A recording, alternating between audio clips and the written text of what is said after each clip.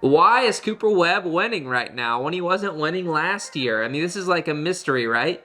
Well, not necessarily. What I've noticed with Cooper Webb here recently is that he's really good when the track is really bad, right? Think about Cooper Webb in qualifying, typically not that good.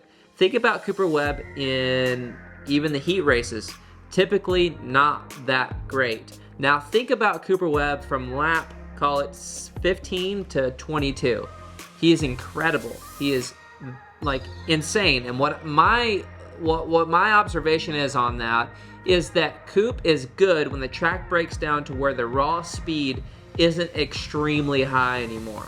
Like he's just not willing to push it to that Chase Sexton one lap crazy speed in qualifying, which could come from just his demeanor, right? Like it could come from just how comfortable he is on his bike. He may be setting his bike up for those last 7 laps of the main event, and that setup doesn't necessarily work for when the track isn't as beat up. A couple of these things are just speculation, but this is what my thoughts could be. Cooper, if you see this, feel free, chime in. But my thought is Cooper setting his bike up for a really nasty track. That's why he's really good. If he can get a good start and maintain being up in the front, top 3, 4, up until that point in the race, his bike and body and everything he's doing is going to start to feel like he can make forward progress. And as history has shown, he's done that. Now to add another layer, he is so flossy when it comes to finessing people and setting people up and passing and then just putting the pressure on, mentally strong to the point where people know it. Your Sextons of the world hear the announcers, your Tomacs, they hear these words that we're hearing too. They hear this. They watch these races back.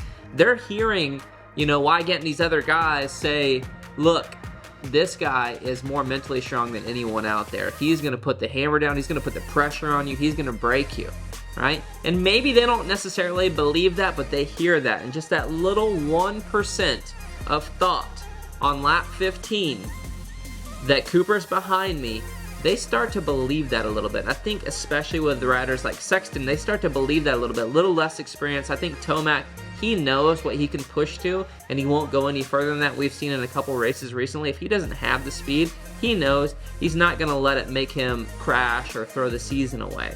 Now with Sexton, he really wants to win. He really wants to prove a point, but I think the mental side of him knowing these mistakes are happening late and then hearing how mentally strong and how well that Cooper, perseveres in these situations, I think it cracks him a little bit. I truly do. I think it cracks him a little bit. I don't think it'll crack him forever.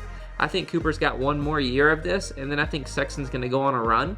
This is my personal prediction and opinion, but my reasons for I think that Cooper's so good, his bike's set up for a nasty track. He won't go beyond this sprint speed limit in the beginning of the day, so we don't expect much from him, and then he's so mentally strong that even the announcers are helping him crack the code of the other riders' mental, barrier. Not all of you may know this, but we travel around the world coaching motocross. So if you have any interest to get some great coaching, make sure you click the link down below and figure out if we're coming to a track near you. And if you want a great vacation to Austin, Texas, which is one of the most awesome cities in the whole United States, of course you can come to our brick and mortar in Lockhart, Texas, just south of Austin, to do some training with yours truly. We'll see you soon.